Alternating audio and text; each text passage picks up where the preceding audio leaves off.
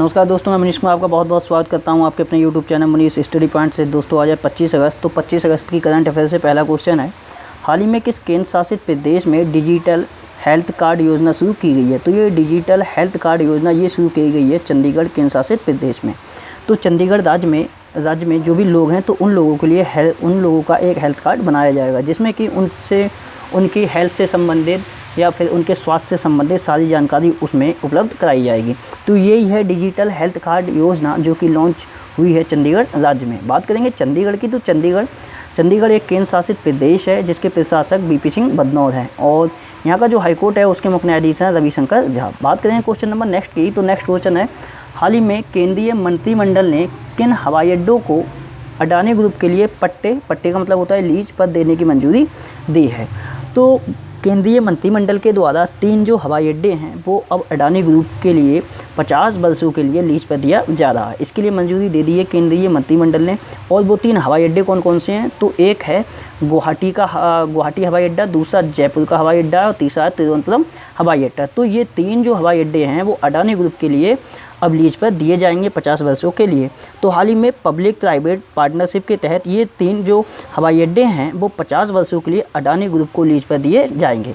Lease पर देने का मतलब ये है कि इनका जो प्रबंधन है, मतलब कि इन एयरपोर्ट का प्रबंधन, मतलब कि उसका मैनेजमेंट तथा उनका संचालन अडानी ग्रुप करेगा और सिक्योरिटी संबंधी जो भी कार्य हैं वो केंद्र सरकार द्वारा किया जाएगा। तो सिक्योरिटी संबंधी सारे कार्य केंद्र सरकार करेगी और उनका संचालन तथा उसका प्रबंधन अडानी ग्रुप करेगा। तो इस प्रकार प्राइवेट एयरपोर्ट की संख्या बढ़कर कितनी हो गई है? तो वो 6 हो गई है इन 3 को मिला के। पहले ये 3 थी।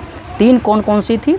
तो 3 में एक था मंगलुरु हवाई अड्डा, दूसरा था अहमदाबाद हवाई अड्डा और तीसरा था लखनऊ हवाई अड्डा। तो इनकी संख्या अब बढ़कर पहुँच गई है 6। बात करेंगे क्वेश्चन नंबर 3 की, तो तीसरा क्वेश्चन है, हाल ही में नई उड़ान योजना को किस मंत्रालय ने शुरू किया है? तो नई उड़ान योजना को जो शुरू किया है वो अल्पसंख्यक मामलों के मंत्रालय के द्वारा शुरू किया गया है। अगर बात करें अल्पसंख्यक मामलों के मंत्रालय के मंत्री की, तो मंत्री कौन है? तो मंत्री हैं मुख्तार अब्बास नकवी। अब बात करते हैं ये जो नई उड़ान योजना है तो ये नई उड़ान योजना है क्या? तो अभी अल्पसंख्यक मामलों के मंत्रालय ने मुख्य परीक्षा मतलब होता है जो मेंस एग्ज़ाम होता है, एक प्री एग्ज़ाम होता है और एक मेंस एग्ज़ाम होता है। तो मुख्य परीक्षा की तैयारी के लिए अल्पसंख्यक छात्रों के लिए वित्तीय सहायता देने हेतु इस योजना की शुरुआत की गई है। जैसे कि कोई भी व्यक्ति अगर प्री एग्ज़ाम क्वालिफाइड कर लेता है, प्रीलिम्स एग्ज़ाम क्वालिफाइड कर लेता है और वो मेंस एग्ज़ाम की तैयारी करेगा, तो वो यदि व्यक्ति अल्पसंख्यक कैटेगरी का है तो उसके लिए एक अल्पसंख्यक मामलों के मंत्रालय के द्वारा उसे मेंस परीक्षा की तैयारी करने के लिए वित्तीय सहायता प्रदान की जाएगी। तो यही है नई उड़ान योजना जो कि शुरू की गई है अल्पसंख्यक मामलों के मंत्रालय के द्वारा।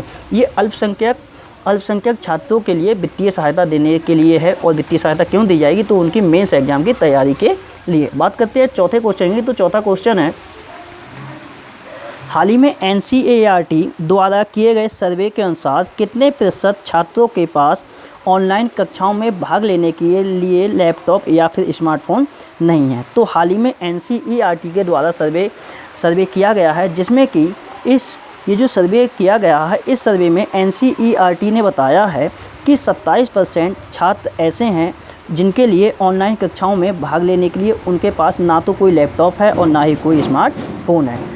तो ये 27% छात्र हैं जिनके पास ऑनलाइन कक्षाओं में पार्टिसिपेट करने के लिए लैपटॉप तथा स्मार्टफोन की सुविधा नहीं है। अब चूंकि ये NCERT द्वारा सर्वे किया गया है, तो NCERT का मतलब होता है national council of educational research and training. इसकी स्थापना 1961 में की गई थी, मुख्यालय नई दिल्ली में है। और NCERT के जो निदेशक मतलब कि डायरेक्टर हैं वर्तमान समय में, इनका नाम है ऋषिकेश सेनापति। तो ऋषिकेश सेनापति इसके निदेशक हैं। और ये UP B.Ed का जो एंट्रेंस एग्जामिनेशन हुआ था उसमें NCERT की ये वर्तमान निदेशक पूछे गए थे, जिनका नाम है ऋषिकेश सेनापति। बात करते हैं क्वेश्चन नंबर 5 की, तो 5वां क्वेश्चन है, हाल ही में किस देश के द्वारा काले सागर में प्राकृतिक गैस रिजर्व की खोज की गई है? तो हाल ही में जो ब्लैक सी है, काला सागर जिसके लिए इंग्लिश में ब्लैक सी बोलते हैं, तो इस सागर में प्राकृतिक गैस रिजर्व मतलब कि नेचुरल गैस रिजर्व की जो खोज की है वो तुर्की देश के द्वारा की गई है। और इसमें ये बताया गया है कि इसमें 320 बिलियन क्यूबिक मीटर की गैस की मात्रा पाए जाने की संभावना व्यक्त की है तुर्की देश ने। कितनी? तो 320 बिलियन क्यूबिक मीटर की गैस की मात्रा पाए जाने की संभावना व्यक्त की है तुर्की ने। और तुर्की के द्वारा ये भी कहा गया है कि वो इस रिजर्व को 2023 तक इसे निकालने तथा इसका यूज करने की कोशिश करेगा। अगर बात करें तुर्की की, क्योंकि ये तुर्की के द्वारा खोजा गया है, तो तुर्की की राजधानी है अंकारा, यहाँ की मुद्रा है तुर्किश लीरा और प्रेसिडेंट हैं यहाँ के रेसेप तैयब एर्दोगान। तुर्की देश के ये प्रेसिडेंट हैं। वहीं बात करें तो अभी तुर्की देश चर्चा में रहा था, क्योंकि तुर्की देश के एक सांसद हैं जिनका नाम है अली शाहीन। तो अली शाहीन के लिए पाकिस्तान के जो राष्ट्रपति हैं उनके द्वारा सितार ए क्वैड ए आजम सम्मान से सम्मानित किया गया था। और ये सम्मान इनके लिए, जो तुर्की सांसद हैं अली शाहीन, इनके लिए क्यों दिया गया था? तो तुर्की तथा पाकिस्तान के बीच जो संबंध हैं उनको मजबूत बनाने के लिए इनके लिए इस सम्मान से सम्मानित किया गया था पाकिस्तान के स्वतंत्रता दिवस के दिन। बात करते हैं क्वेश्चन नंबर 6 की। तो 6 क्वेश्चन है, हाल ही में प्राइवेट सेक्टर द्वारा निर्मित भारत की पहली किस मिसाइल का परीक्षण पोखरण में किया गया है? तो हाल ही में एक मिसाइल बनाई गई है जिसका नाम है पिनाका। और इसकी विशेषता ये है कि ये जो मिसाइल है वो पूर्णतः प्राइवेट फर्म, मतलब कि प्राइवेट सेक्टर या फिर बोल सकते हैं प्राइवेट कंपनी के द्वारा निर्मित की गई है। तो ये भारत की पहली मिसाइल है जो कि किसी भी प्राइवेट सेक्टर या प्राइवेट फर्म के द्वारा बनाई गई है। तो इस मिसाइल का अभी परीक्षण भी हो चुका है। कहाँ हुआ है? तो राजस्थान के पोखरण में इसका परीक्षण किया गया है और DRDO की निगरानी में इसका परीक्षण किया गया है। बेसिकली होता क्या है कि जो मिसाइल्स होती हैं उसका परीक्षण उसका जो निर्माण होता है वो DRDO के द्वारा किया जाता है। लेकिन ये पहली बार हुआ है कि किसी प्राइवेट सेक्टर के द्वारा ये जो पिनाका नाम की मिसाइल है इसका निर्माण किया गया है। और इसका परीक्षण कहाँ किया गया है? तो पोखरण में किया गया है। क्योंकि आपके लिए पता होगा तो आत्मनिर्भर भारत बनाने के लिए ये घोषणा की गई थी कि जो स्पेस सेक्टर है या फिर जो डिफेंस सेक्टर है उसमें जो भी प्राइवेट फर्म है वो अपनी साझेदारी इसमें दे सकती हैं। अगर बात करें कि इसके निर्माण किया किसने है, तो ये इकोनॉमिक एक्सप्लोसिव लिमिटेड जो कि एक प्राइवेट कंपनी है, इसके द्वारा ये निर्मित की गई है। और बात करें ये जो पिनाका नाम से जो मिसाइल है इसकी रेंज है 120 किलोमीटर है। पहले जो पिनाक नाम की जो मिसाइल होती थी उनकी रेंज 40 से 60 किलोमीटर के आसपास हुआ करती थी, लेकिन ये बढ़ा के कितनी कर दी गई है? तो 120 किलोमीटर कर दी गई है। बात करेंगे नेक्स्ट क्वेश्चन की। तो नेक्स्ट क्वेश्चन है, हाल ही में किसने गैर विषैले कृषि उत्पाद बेचने के लिए वेद कृषि नामक पोर्टल लॉन्च किया है? तो ये वेद कृषि नामक पोर्टल लॉन्च किया है MSME जो मंत्री हैं नितिन गडकरी। MSME मंत्रालय के साथ साथ इनके पास राष्ट्रीय परिवहन व राजमार्ग मंत्रालय भी है, तो इसी के मंत्री हैं नितिन गडकरी। तो नितिन गडकरी के द्वारा ये वेद कृषि नाम से एक पोर्टल लॉन्च किया गया है। और इस पोर्टल के माध्यम से होगा क्या? तो इस पोर्टल के माध्यम से जो भी किसान हैं वो अपने कृषि उत्पाद जो कि गैर विषैले होते हैं, जैसे कि गेहूँ हो गया, चावल हो गया या अन्न, मक्का या फिर अन्य जो भी उत्पाद हैं उनके लिए इस पोर्टल के माध्यम से बेच सकते हैं। और इस पोर्टल के माध्यम से किसान सीधे अपने ग्राहक से जुड़ सकते हैं। कहने का मतलब ये है, जैसे अब इस पोर्टल के माध्यम से कोई भी उत्पाद अगर बेचा जाएगा तो वो डायरेक्ट कृषक तथा ग्राहक के बीच साझेदारी शेयर करेगा। मतलब कि सीधे जो कृषक हैं वो अपने ग्राहकों से जुड़ सकते हैं। और इसमें कोई भी बीच के जो लोग होते हैं वो लोग अपना प्रॉफिट कमाने के लिए जो भी उत्पाद होते हैं उसकी कीमत काफ़ी लेते हैं। तो इसमें क्या होगा? तो सीधे इसमें किसान जो है वो अपने ग्राहक से संपर्क कर सकता है, तो इस पोर्टल के माध्यम से वो अपने उत्पाद को भी बेच सकता है। तो ये वेद कृषि नाम से एक पोर्टल है जो कि लॉन्च किया है MSME मंत्री ने, जिनका नाम है नितिन गडकरी। बात करते हैं क्वेश्चन नंबर नेक्स्ट की। तो नेक्स्ट क्वेश्चन है, हाल ही में भारत और जापान ने किस देश के साथ मिलकर आपूर्ति श्रृंखला लचीलापन पहल लॉन्च करने की घोषणा की है? तो भारत और जापान ने ये ऑस्ट्रेलिया देश के साथ मिलकर आपूर्ति श्रृंखला लचीलापन पहल लॉन्च करने की घोषणा की है। अगर बात करें इस पहल की, तो इस पहल का सबसे पहले प्रस्ताव जो है वो जापान देश के द्वारा दिया गया था। और अब इसमें ये जो पहल है ये होगी क्या? तो भारत, जापान व ऑस्ट्रेलिया, ये जो 3 देश हैं, ये 3 देश अपने आर्थिक समझौते में अपने आर्थिक समझौते जो हैं उनको मजबूत करेंगे। और इसके साथ साथ ये जो इसका मेन मकसद ये है कि चीन की किसी भी प्रकार से सहायता ना ली जाए। तो इस पहल के तहत ये देश चीन की बजाय एक दूसरे से अपने संबंधों को मजबूत करेंगे तथा अपने आर्थिक समझौतों को भी मजबूत करेंगे। स्पेशली इसका उद्देश्य यही है कि जो एशिया पैसिफिक रीजन है, मतलब कि हिंद प्रशांत जो क्षेत्र है, उसमें FDI मतलब कि फॉरेन डायरेक्ट इन्वेस्टमेंट को ज़्यादा से ज़्यादा अट्रैक्ट करना है इसका मेन उद्देश्य। बात करें अगर ऑस्ट्रेलिया की, तो ऑस्ट्रेलिया की राजधानी कैनबरा है, मुद्रा है डॉलर और PM है यहाँ के स्कॉट मॉरिसन। अब बात करें जापान की, तो जापान की राजधानी है टोक्यो, मुद्रा है यहाँ की येन और प्राइम मिनिस्टर है यहाँ के शिंजो अबे। अगर बात करें जापान की संसद का नाम भी पूछा जाता है, तो संसद का नाम आप याद कर लिए, जापानी संसद का नाम होता है डाइट। बात करते हैं क्वेश्चन नंबर 9 की, तो 9वां क्वेश्चन है, हाल ही में AINTT की 6वीं गोलमेज सम्मेलन का आयोजन भारत ने किस देश के साथ मिलकर किया है? तो अभी AINTT का मतलब होता है ASEAN India network on think tank. तो ASEAN India network of think tank की ये 6वीं गोलमेज सम्मेलन है, जिसका आयोजन भारत ने थाईलैंड देश के साथ मिलकर किया है। और बात करें इसका जो आयोजन किया है वो भारत के विदेश मंत्रालय के मंत्री जो हैं S जयशंकर, इसके साथ साथ थाईलैंड के जो विदेश मंत्री हैं इनका नाम है डॉन प्रमुदविनई। तो इनके द्वारा इस सम्मेलन का वर्चुअली रूप से आयोजन किया गया है। अब बात करें अगर थाईलैंड की, तो थाईलैंड की राजधानी बैंकॉक में है, मुद्रा है यहाँ की थाई बेहत और प्राइम मिनिस्टर है यहाँ के प्रयुत चान ओचा। वहीं बात करेंगे कि ये जो सम्मेलन हुआ है, ये वर्चुअल ये सम्मेलन हुआ है और इसकी जो थीम भी रखी गई है वो थीम है ASEAN India strengthening partnership in the post Covid era. ASEAN India strengthening partnership in the post Covid era. तो ये इस वर्ष इसकी थीम भी रखी गई है। अगर बात करें कि जो आसियान है, आसियान की अध्यक्षता 2020 की किसके पास है, तो वो किसके पास है, तो वो वियतनाम के पास है। बात करेंगे क्वेश्चन नंबर 10 की, तो क्वेश्चन नंबर 10 है, हाल ही में NFL का मतलब होता है नेशनल फर्टिलाइजर लिमिटेड।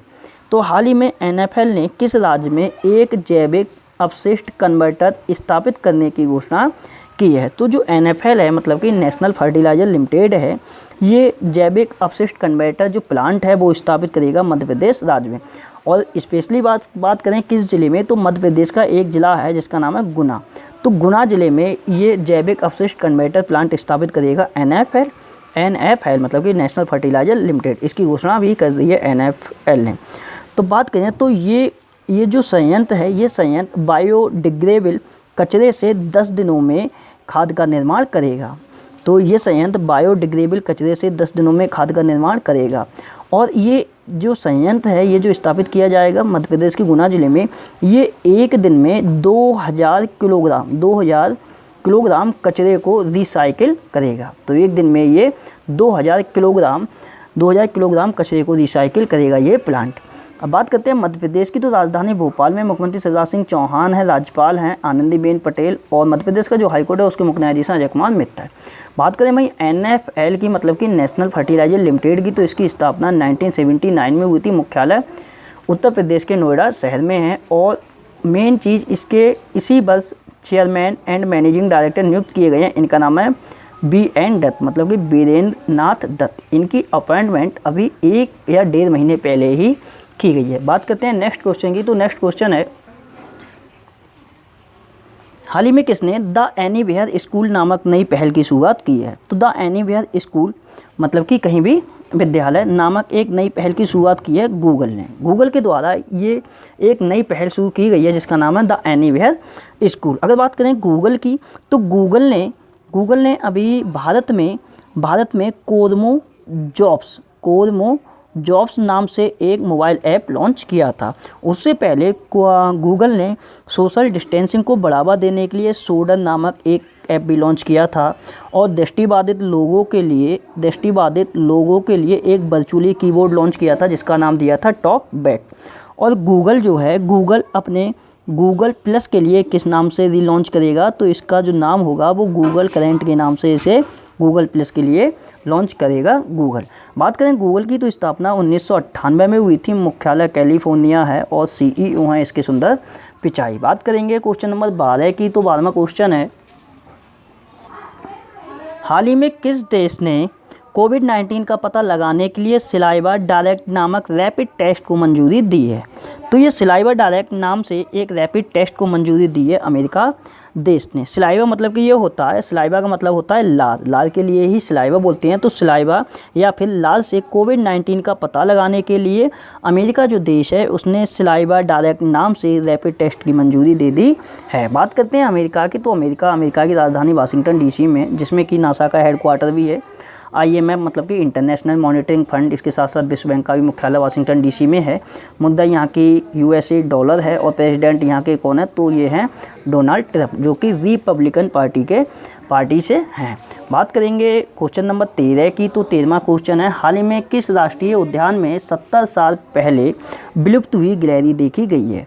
तो एक गिलहरी है जो कि 70 साल पहले उसकी प्रजाति विलुप्त हो गई थी, अब वो गिलहरी दोबारा देखी गई है। कहाँ पे? तो गंगोत्री नेशनल पार्क में। और ये गंगोत्री नेशनल पार्क ये कहाँ पड़ता है? तो ये पड़ता है उत्तराखंड में। तो यहाँ इसके लिए अभी देखा गया है। बात करेंगे क्वेश्चन नंबर 14 की, तो 14वां क्वेश्चन है, हाल ही में भास्कर मैती का निधन हो गया, ये कौन थे? तो हाल ही में भास्कर मैती का निधन हो गया, ये भारत के पूर्व गोलकीपर या फिर फुटबॉलर थे और इन्होंने 1975 से लेकर 1979 तक की जो संतोष ट्रॉफी हुई थी, संतोष ट्रॉफी फुटबॉल से ही संबंधित है, तो यहाँ 1975 से लेकर 1979 के बीच जो भी संतोष ट्रॉफी खेली गई थी उसमें इन्होंने महाराष्ट्र टीम के कप्तानी, मतलब महाराष्ट्र टीम का नेतृत्व किया था, मतलब कि महाराष्ट्र टीम के ये कैप्टन थे भास्कर मैती। बात करते हैं क्वेश्चन नंबर 15 की, तो 15वां क्वेश्चन है, हाल ही में किस देश में वेस्ट नाइल वायरस के कारण पहली मौत दर्ज की गई है? तो वेस्ट नाइल ये वायरस के कारण जो पहली मौत दर्ज की गई है वो स्पेन देश में दर्ज की गई है।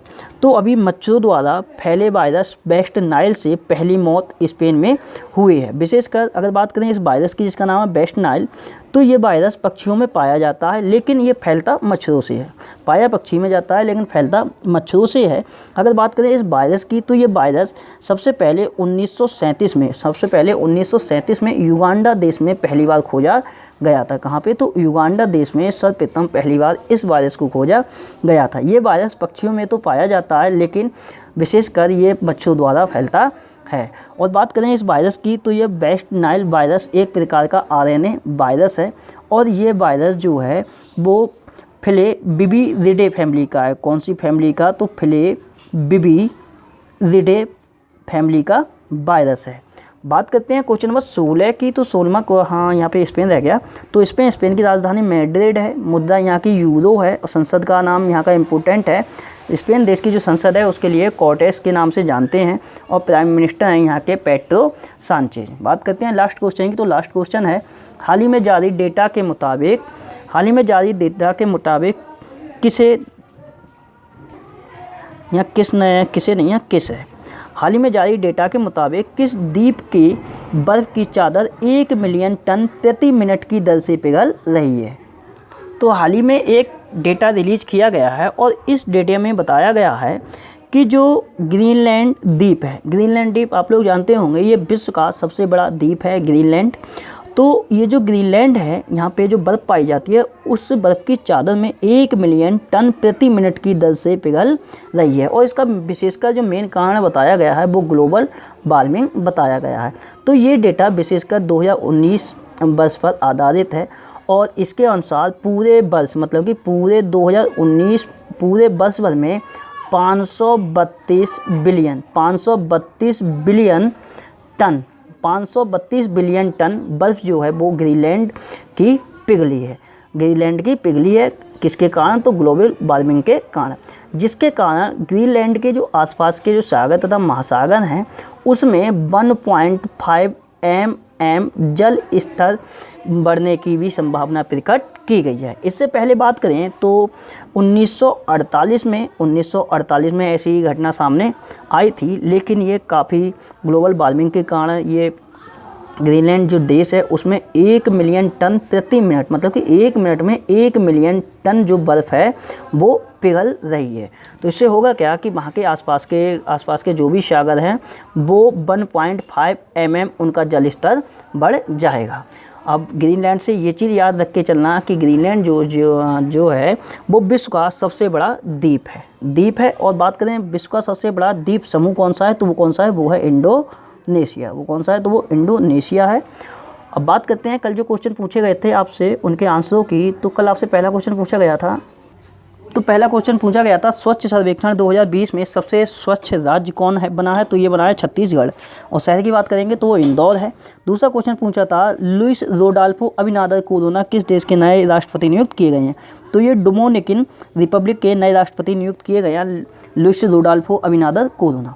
तीसरा क्वेश्चन पूछा गया था किस मंत्री द्वारा स्वदेशी माइक्रोसॉफ्ट चैलेंज आत्मनिर्भर भारत के लिए अभिनव समाधान लॉन्च किया गया है? इसका आंसर है रविशंकर प्रसाद। चौथा क्वेश्चन पूछा था कोविड-19 कवर देने के लिए मुथूट फाइनेंस ने किसके साथ समझौता किया है?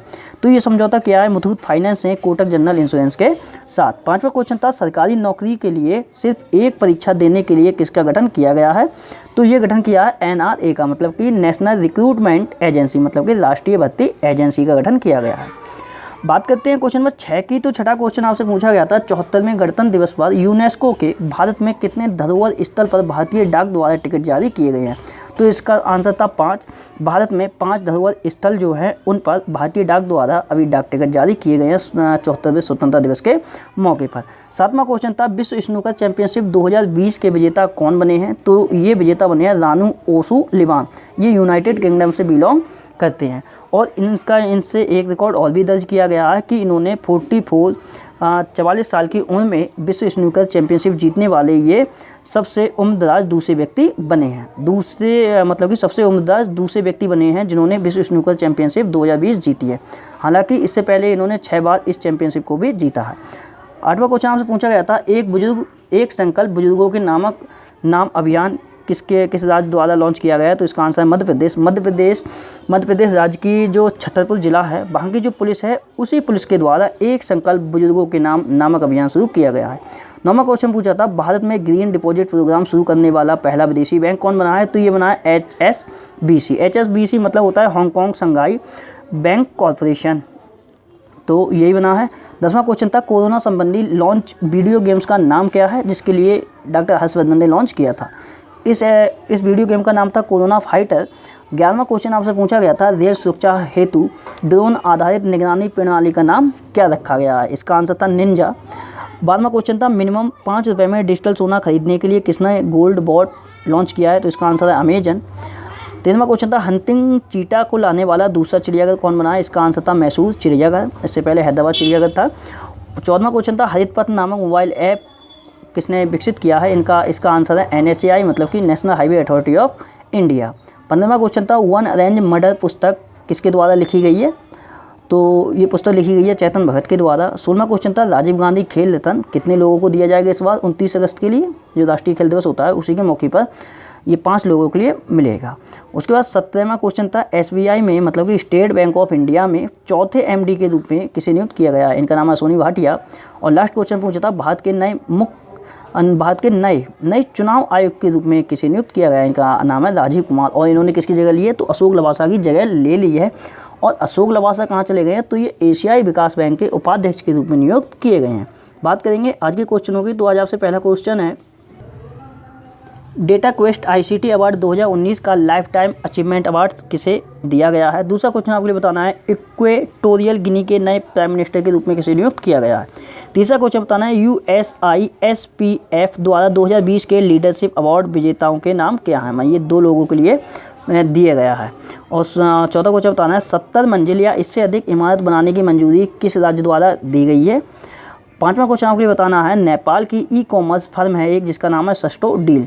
तो सस्टो डील के साथ अभी भारत की किस ई-कॉमर्स कंपनी ने अभी समझौता किया है? छठा क्वेश्चन बताना है grand parents bag of stories नामक एक पुस्तक लिखी गई है, इसके आपके लिए राइटर बताना है कि राइटर कौन है। 7वां क्वेश्चन आपके लिए बताना है ट्राईफूड परियोजना किस मंत्रालय द्वारा लॉन्च की गई है। उसके बाद आपसे 8वां क्वेश्चन है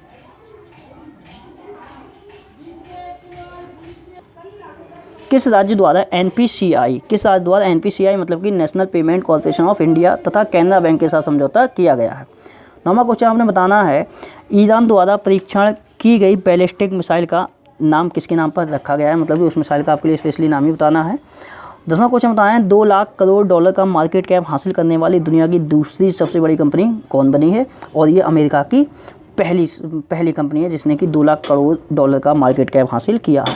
11वां क्वेश्चन बताना है, काले सागर में प्राकृतिक गैस रिजर्व की खोज किस देश के द्वारा की गई है। 12वां क्वेश्चन बताना है, प्राइवेट सेक्टर द्वारा निर्मित भारत की पहली मिसाइल का क्या नाम है, जिसका भी परीक्षण हुआ है कहाँ पे, तो पोखरण में किया गया है। 13वां क्वेश्चन बताना है, वेद कृषि नामक पोर्टल अभी लॉन्च किया गया, आपके लिए बताना है इसे लॉन्च किसने किया है। 14वां क्वेश्चन बताना है, आपूर्ति श्रृंखला लचीलापन पहल शुरू करने हेतु अभी त्रिपक्षीय समझौता हुआ है, मतलब कि 3 देशों ने आपस में समझौता किया है, आपके लिए बताना है वो 3 देश कौन कौन है। 15वां क्वेश्चन बताना है, NFL मतलब कि नेशनल फर्टिलाइजर लिमिटेड किस राज्य में जैविक अपशिष्ट कन्वर्टर प्लांट स्थापित करेगा। 16वां क्वेश्चन बताना है, सिलाइबा डायरेक्ट नामक रैपिड टेस्ट की मंजूरी किस देश के द्वारा दी गई है। 17वां क्वेश्चन बताना है, वेस्ट नाइल वायरस से पहली मौत किस देश में हुई है। तो दोस्तों ये थी आज से संबंधित सारी करंट अफेयर की घटनाएं। मेरे द्वारा बनाई हुई वीडियो अगर आपके लिए पसंद आती है तो मेरे चैनल मुनीष स्टडी पॉइंट के लिए लाइक करें, शेयर करें, सब्सक्राइब करें। वीडियो को टाइम देने के लिए बहुत बहुत धन्यवाद। आपका दिन शुभ हो।